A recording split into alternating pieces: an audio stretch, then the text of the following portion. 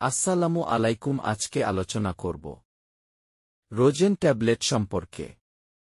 Boson 2-8 একটি combined জন্ম নিয়ন্ত্রণ পিল, যা সাধারণত মহিলাদের অনাকাঙ্ক্ষিত গর্ভধারণ প্রতিরোধে ব্যবহার করা হয়।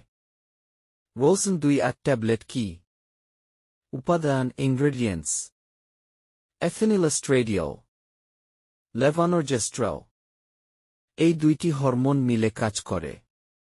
প্রতিটি প্যাকে থাকে 2-8টি পিল, এর মধ্যে 2-1টি হরমোনযুক্ত, আর বাকি 7টি placebo, non hormonal, iron vitamin হতে পারে। ব্যবহার পদ্ধতি: 1. মাসিক শুরুর দিন থেকে শুরু করতে হয়। 2. প্রতিদিন একটি করে পিল একই সময়ে খেতে হয়। 3. এক পাতা শেষ হলে পরদিন থেকে নতুন পাতা শুরু করতে হয়, বিরতি ছাড়া।